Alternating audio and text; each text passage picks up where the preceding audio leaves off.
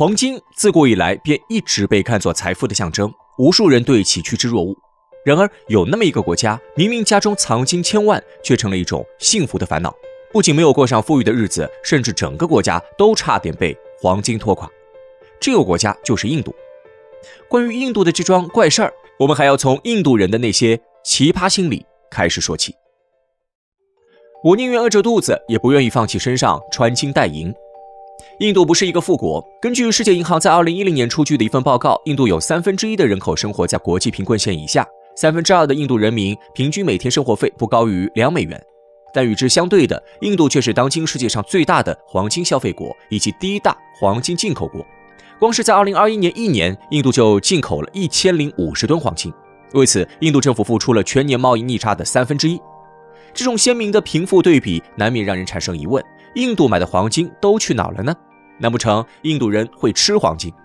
事实上，印度人虽然不吃黄金，但却和吃了差不多，因为这些黄金最终都被供了起来。众所周知，印度教是如今印度境内的第1大教，80%的印度民众都是其教徒。而在印度教的教义里，黄金一直被视为财富与吉祥的象征，这就使得印度人对黄金的喜爱达到了一种近乎病态的狂热。可俗话说得好，信仰是不能被消费的。在这样的思想影响下，在印度教上千年的历史文化里，黄金便逐渐褪去了其货币身份的价值，转而变成了一种奢侈的贡品，只能看不能花，最终便形成了现在的尴尬局面。2011年，尘封了140多年的帕德玛纳巴什瓦米神庙重现天日。正如传说中这座神庙下埋藏着人类文明最大的宝藏一样，光是出土的黄金钻石价值就超过了5000亿印度卢比以上。但天降横财却并不一定都是福。在关于这笔宝藏的归属问题上，印度政府希望将其用来造福所在地人民，改善教育与医疗等基础设施。可印度教的信徒却认为，政府对寺庙瑰宝动手是对神明的亵渎。在他们看来，既然这些财宝是过去的人们献给神祇的，那么它就必须永远与神祇在一起。于是，在多方干涉之下，这件事情最终便不了了之。如今，印度政府不仅无法使用这笔财富，反而每年还需要耗费巨资建立特种部队来看管，成为了一根硕大的鸡肋。帕德玛纳巴什瓦米神庙的故事并不是偶然。如今，印度国内的许多寺庙都珍藏着大笔黄金，一些贫穷寺庙还只是简单的镀上几座金佛，而那些富裕的，例如著名的阿姆利则金庙，连墙壁的外围都包裹着一层层金箔。落日的余晖下，一座座寺庙金碧辉煌，宛如太阳一般耀眼。而在信徒们虔诚的赞歌之下，是印度政府日益沉重的负担。不过话说回来，除了被当成贡品固定下来的财富，那些在市场流通着的黄金，事实上也并没有充分发挥出它们的价值。在黄金年鉴的分类里，实物黄金消费一般可分为饰金需求、电子工业需求、牙科需求以及其他工业需求等。一般来讲，如果黄金被消费于后面几种类别，我们便可以将其视为物尽其用。然而在印度，超过95%的黄金消费都在饰金需求之上，特别是在结婚以及其他宗教仪式上，如果缺少黄金饰品，往往就会被视为不完整。除此之外，在印度社会，黄金饰品也被视为女人一生仅有的财产。按照印度传统，女性并不具备土地与产业的继承权，于是那些担心自家女儿婚后生活的父母，往往就会通过黄金首饰来充当嫁妆，使得女儿不至于在夫家受欺负。在一般行情下，印度嫁女儿至少需要携带116克，约合1万美元的黄金充当嫁妆。那些家境富裕的，甚至还要达到10倍以上。但不管贫穷还是富有，这对任何家庭来说，显然都是一笔沉重的负担。不管是被当成贡品也好，充当嫁妆也罢，最终促使如今的印度空有巨额的黄金，却依然穷得叮当响，甚至整个国家都几乎要被拖垮。根据 IMF 的报告，在2019年底，印度政府债务规模已经飙升到了 GDP 的74%，成为全球新兴市场经济体里债务规模最高的国家。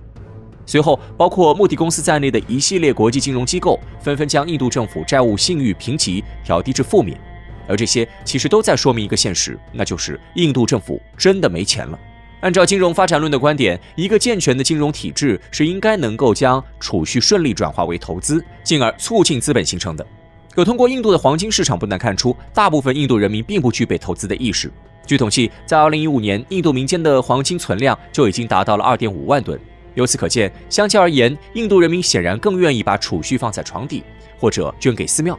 对此，著名学者纳克斯曾表示，发展中国家之所以会贫困，往往就是因为陷入了贫困的恶性循环。创造的财富无法实现资本形成，最终制约经济的进一步发展。现在的印度恰恰就处在这样的恶性循环当中。当然，面对眼前的危机，印度政府肯定是不会放任不管的。从2015年莫迪政府推行黄金货币政策开始，为了盘活民间的黄金储备，印度政府可谓是无所不用其极。但结果呢？3年时间过去，印度野心勃勃的计划仅仅吸纳了20吨的黄金，也就刚刚超过民间黄金持有量的1/1000。如此情形，属实让莫迪政府尴尬不已。不过，熟悉印度的人一定知道，莫迪并不是一个喜欢认输的人，因此，尽管计划看起来漏洞百出，但其依旧不愿意承认自己的失败。在2019年扩大了政策的适用范围，允许寺庙、邦政府以及政府拥有的任何实体参与到计划中来。虽然这让不少人诟病不已，觉得莫迪是在向资本主动低头，但好在计划能够持续下去。其实说实在的，藏金于民并不见得就一定是坏事。与印度的情况类似，日本从1994年开始就主动鼓励国家藏金于民，包括但不限于由金融机构推出适合投资者的黄金产品，如黄金零存整取、黄金积存计划等等。客观来说，如今印度推行的黄金货币政策可能都有些抄日本作业的嫌疑，但与印度的屡屡受挫不同，日本的形势却是一片大好。每次推出新的黄金产品，往往都会引得日本民众大肆追捧，甚至经常货不应求。这也使得日本不仅不用苦恼民间拥有太多储备黄金，反而还减轻了官方的压力。在如今世界各国都在增持黄金的时候，日本表现得不急不躁。那么为什么会出现这样的差别呢？在我看来，答案可能只需要2个字，那就是信任。实际上，印度政府制定的黄金货币政策，客观来看是有惠于民的，否则莫迪政府也不会直到计划3年受挫后，才像割肉一般将适用范围扩大。可问题的关键在于，印度人民并不信任政府。换句话说，很多人事实上是担心这些钱交出去，最后回不来的。毕竟，不管是从获得利息会被课税，还是债券有效期8年，第5年才可以被出售获取利息等等规定，怎么看都风险极大，像是刻意挖的坑。所以最终的遇冷就不让人感到奇怪了。不过，正因为症结在于信任，想要解决的办法也很简单，那就是让利。如果真的有足够的利益可以拿到，那么区区风险和信任就不成问题了。根据摩丹士跟利日前的报告，从2021年1月以来，印度在 MSCI亚太指数中的权重已经从 6% 提升到了 10%。对此，该机构评价到，印度长期以来展现出巨大潜力，现在正开始逐渐释放。在全球市场上，看好2024年印度股市已经成为了一种共识。尤其是在过去1年经历了美国金融急剧收缩的考验后，可以预料到接下来必然有大量国际资金涌入印度。面对这样优秀的市场背景，印度人民真的还能忍住手吗？答案或许已经显而易见。